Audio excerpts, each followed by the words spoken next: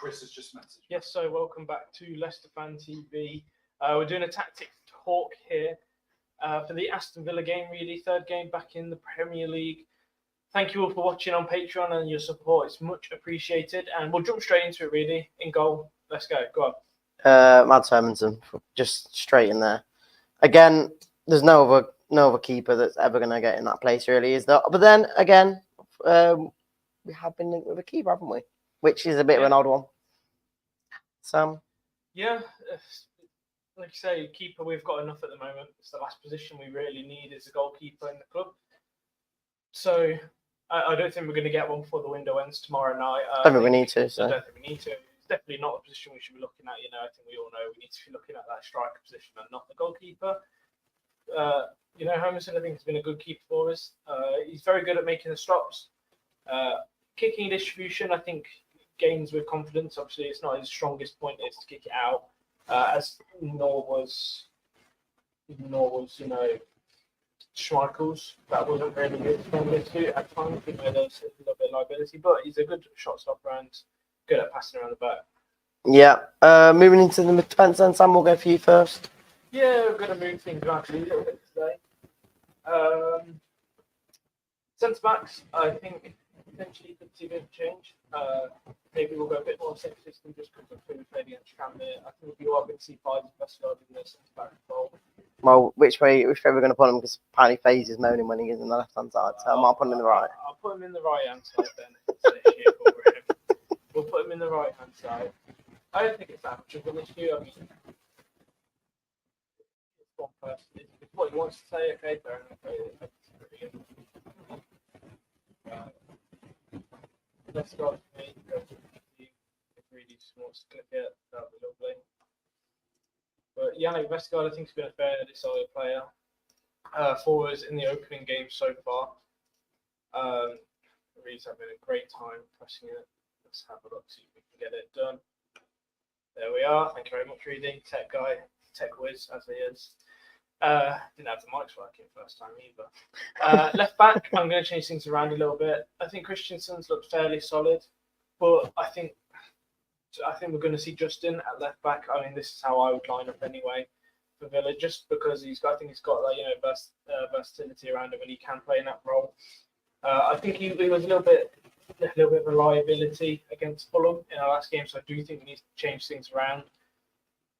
Mainly just because I want to see Pereira in that lineup, and he's going to be my right back. I thought he had a fairly good game against Tranmere. I know League Two, so it's hard to judge really against the League Two side. But we know Pereira's been a solid player over 6 years. He's been here, so I'm not surprised if he drops. And I think after the Fulham game, I do think something needs to change in that right back position because both goals did come from that right hand side error. Really, I mean, I think that was just obvious that if something doesn't change down that right hand side, then it's an issue. Yeah, and that's why my team is going to change as well from the Fulham game and obviously the Tranmere game, giving us a bit of confidence as well.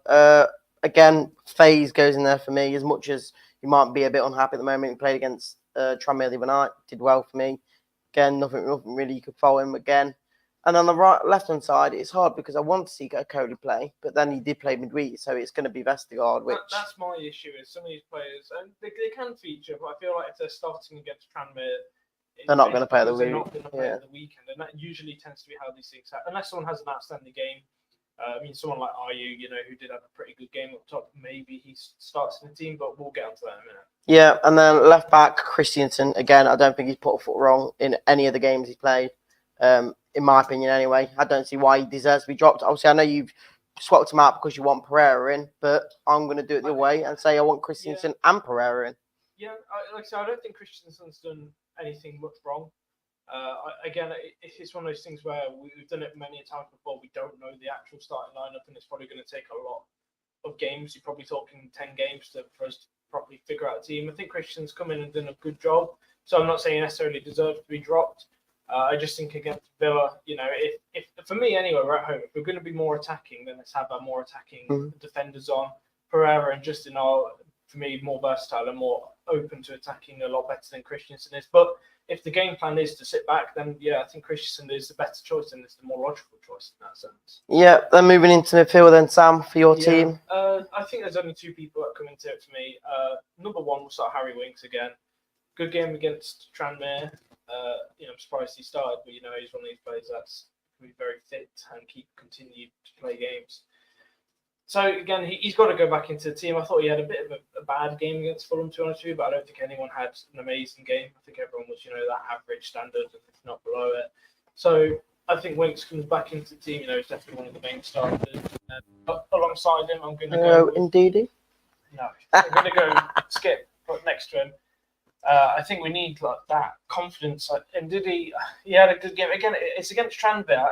I'm writing it off. It doesn't matter. I don't care about Tranmere. The League Two side with Premier League team, we shouldn't be judging, the players we've got on that. Skip, I think when we saw him against Fulham, he looked way more comfortable in opening that space. And Diddy, for me, was just in the past few seasons, good defending midfielder, bad at taking the ball forward or taking the ball down. If the long ball's coming to him and he's trying to trap it, his touch isn't that good. I don't know what's happened to him really since injury. For me, Skip goes into the team. Yeah, and I'm going to just go and put my exact two in because they both deserve the starts. After Tranmere's game, Skip looked decent. Again, indeed, he did not look decent against Fulham, so he doesn't deserve to start in that team. And see what Skip can do because, again, from what we've seen against Tranmere, again, like you said, it is a League Two team. You can't really take much from it, but it just gives him game time. And obviously now going into the Villa game, you surely wanted to start the player who he bought for 25 million, really. So, yeah, I mean, you're going to look at this team, and I think the options now are going to be very strong.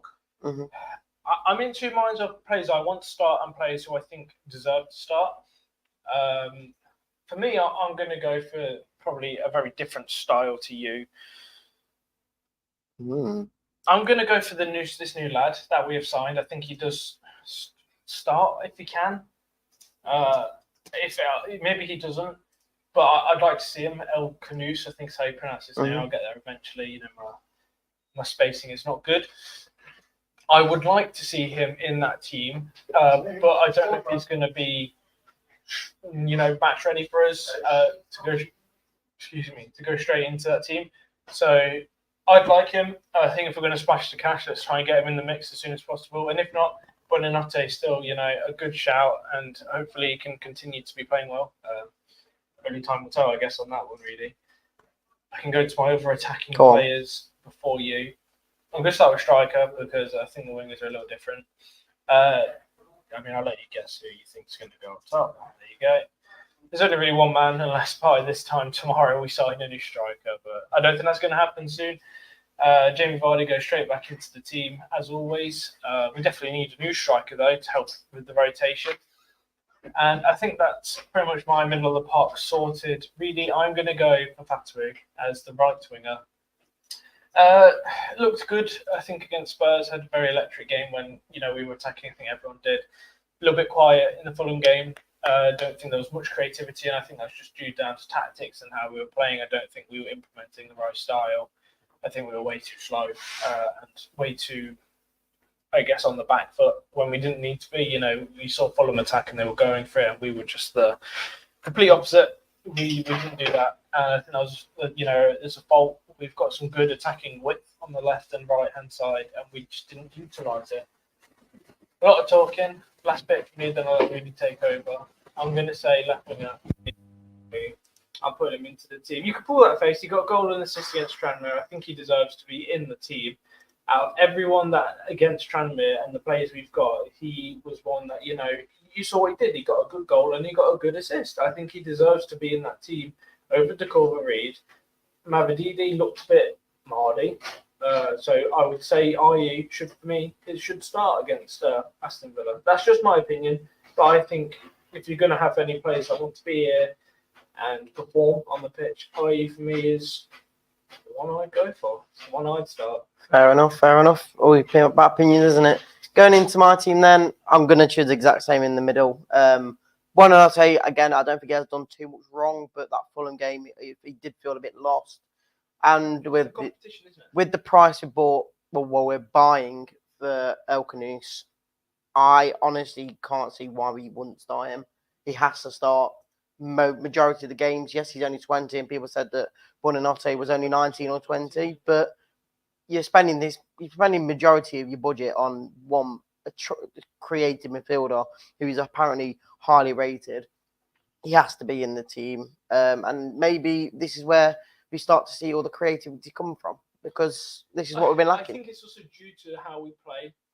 Buonanotte, I thought, was quiet against Fulham because he didn't get the ball much. You know, with that service, when we did have it, we were doing too much, you know, passing it to the defensive midfielders and left back, right backs on the halfway line, and they would try and ping it over the top to the wingers. You know, so I felt that whole middle of the park, Vardy and Buonanotte were getting zero service against Fulham. And I think we saw some really nice football against Spurs. You know, that nice 1-2 passing through the middle that almost led to Vardy's second goal. It's not hard really to see where our strengths lie, and that is getting it quickly through the middle of the park to Jamie Vardy. And that's how we should be playing football, not this slow passing progressive football. I don't think it works. I don't think it's suited with Cooper's style potentially. I know that Cooper's obviously got a lot of players from Enzo's system, so he is trying to keep that going, keep that system going. But for me, I would just implement a fast counter-attacking football, because it's the players we've got. You know, with the defensive line and the from the goalkeeper up to Winks and Skip, you would say, okay, maybe that is more suited to Enzo ball. But then you look at the attacking players and the strikers, and even Mavididi on the wing, Fatu on the right, Vardy up top. None of them suit the slow passing, build-up, crossing balls. They're all suited for these cut-ins, shoot, Vardy follows up, bangs it, stuff like that. That's how we should play. Yeah, and then again, I'm going to agree with you on the right. Fatu is the only man for the job, of course. I don't think anyone's going to take his place this season. Even if he has a bad game, I don't think anyone would fault him to have a bad game here or there. I think he's looked all right so far. You know, can't complain too much. Quite against Fulham, but everyone was Spurs. Fair enough. He got an assist, didn't he? So yeah. He did a good job. Up top, again, I would pick a new striker if we had him, but obviously not. Would you? Yeah. If we signed a new striker, does he get? Depending on what level, depending where he is, as in, like, if he was a prolific striker, then maybe so, and bring Vardy as a super sub. There's nothing wrong with competition. Vardy is your reliable striker when he's fit. No, I'm not saying I wouldn't start with. I'm just saying that if we had a choice, there'd be some sort of thinking. It'd be nice to have a choice, but even when Dak is fit, you know, it's really. You know, yeah, it's not a competition at this point. It is Vardy or no one until unless Vardy gets injured, and then we weren't them a shot for anything. Unless we play AU. Which striker do we have? Because we're looking at IU being sold. Not IU, sorry, Jesus Christ, he's just signed. Cannon being sold by tomorrow, which will leave us in a sticky situation, really. If we don't, we've got to sign a striker. I'm not being funny. There's no way we're selling Cannon and not bringing. Well, what we got? We got what? 19 hours. No, that's absolutely woeful, Master. You could try. No, sorry, no. At 37 hours, aren't we? No. It's more closer. Like 19 hours. Yeah, let's forget about that. Let's go to my left winger then. I'm going to pick Mavididi. I think out of the three wingers we've got, I think he's the best one, in my opinion. Yeah, I think he's the best quality we have, and I don't know why we're using Bobby Reid over him. For me, the issue is he started against Tranmere, which is why I think he's not going to start. Well, maybe he's not been playing the last few games, so maybe he's getting in there to get a bit more game time in before he starts. I don't think he needs game time. He just needs to. I would agree Mavididi should be in and around the team a lot more than he has been, and not in the striker position, because he's. It says there on his profile that he is a striker. I don't see it. I think he's way more creative on that winger aspect, and I've said all along that if you have Mavididi on the left wing and players are trying to keep him down, that opens up Fatu a lot more. If players are getting sucked into Mavididi doing his tricks, and then it can be pinged over Fatu, who is better at just that aggressive pushing the ball into the box. Again, really, me and you are not managers, but I think we can see the strengths and we can see the weaknesses, and we really need to be getting in. Well, for me, the one of the biggest weaknesses for me at the moment in our team that we've been playing is Bobby Reid, in my honest opinion, and it's just because of what we're seeing and what he's doing in the team. With IU in the team now and Mavididi, I would agree. I think I'd say either one, I'd be happy with in that left wing, but I think I'd prefer IU to be that striker substitution. Realise that Mavididi should be in and around this team. Like I say, we're at home, but Bobby Reid's done okay. You can't really fault him. He's not done anything like astronomically bad, not compared to someone like Justin, who's made a few blunders against Fulham. It's a tough one to judge, but I think we're all in the same boat. Play Mavididi. I think the only reason why I wouldn't play AU on the wing to start, like you have, is the the fact of if Vardy has to come off like he has done the last 2 games in the Premier League at 60th minute, who is that substitute? And that's where AU for me would be that person. You'd argue, obviously, with no striker. But then again, I'm using the logic a little bit of Mavadidi's been the sub striker. I don't get it really. I don't think it's right. I think Cooper needs to maybe try a little bit harder to realise that some of the positions could be better. Obviously, my team, I'm basing a bit on logic of. We've both changed. We're both left hand side, and that's it. Yeah, we're obviously very similar. Pereira definitely needs to come back into the team for me. Christensen, again, if we're going to be a bit more defensive than Christensen, I am playing my team on. Let's just be a bit more attacking for once. Let's not sit back in this game. We're at home, and I think really the fans will give the players some stick. I think against Spurs we were there going, oh, it's the first game of the season. We're all nervous. We want to see how we do. We were defending okay, but we're not doing bad. But I think against Villa we're going to be like that. Come on, let's get some more passing football. I think the most positive thing about it is if we do get this El Canoes guy and he is available before Villa, then surely that alone in the team would give us a lot more confidence. Don't get me wrong, he is only 20, but there's such a big talent around him. Apparently, he seemed maybe as a good one to start with. Use Alves instead of this, which again is it's a ridiculous thing to say because this guy's barely a year older than Alves and he's worth 20 million. Alves has not made a professional debut for Leicester in the league yet. He played probably half a game of football in 2 Carabao Cup games in 2 years. And I know he's only 19, but this lad who's 20, we've just splashed 20 million quid on. So, apples and oranges. We've got a better attacking midfielder because he's very highly rated. And we did well enough, obviously, to warrant a £20 million price tag. Done well enough to warrant people like Fabrizio saying he's going to be a huge talent. And that's the reason why they want 15% off. Obviously, the club usually wouldn't accept that. Most clubs wouldn't. But I think we're in a situation where we're trying to buy the best place we can in a short time period because really we've only had what we are now. Almost September, March, April, May, June, July. What's that? 4 months? We've had about 4 months to sign some of these players. So, it's clearly not long enough to sign someone. And we left it till the last day to get a striker. Leaving it till deadline day, and what a surprise! John Woodkin, the absolute legend that's up in the recruitment, is making an absolute blunder. Shock again. Bad decisions, really. I think we'll talk a little bit about that before we end. We've got to sign a striker, don't we, before we leave? Before the window ends, we've got to sign that striker. It is so obviously blinding that if we do not bring in a striker, especially with Cannon going, we're a joke of a club. We've got rubbish recruitment. John Woodkin is just making this club a joke. I've said on and on that as long as the person that comes in, whoever the goal scorer is, even if it's a splash by or a rush by now, as long as they know where the goal is, like Smodics, like this Greek guy who has scored goals for fun. Well, again, you need somebody who knows when he shoots, it goes in the net. Whittaker from Plymouth, who was, I think, top 3 for strikers, top 3 players for goals scored last season. That was his first season at Plymouth, his first season in the Championship, and he was up there. I think he got about 8. I think I saw a link yesterday that Burnley were after him. I don't blame him, but for 10 million, surely he's better than no one. He was better than Cannon, that we shouldn't have signed because we signed him injured and he played 2 games. And now, just think if he's scoring these goals with Plymouth, then he can score way more goals with a better side. With Smodic, we were saying 1 season wonder. He's come into the new season. He's played, I think, 3 games. He's got 3 goals and assists, a couple with Blackburn before being sold to Ipswich, and then he opened the first goal against Man City away by scoring. Just shows you. It's just like you said. He's ready. He knows what it means to play in the Premier League, and we didn't sign him. We let Ipswich sign him. He would have joined us, I think, over Ipswich because we probably would have offered more money. We're a bigger club. We've got better facilities. All these things that players take into account.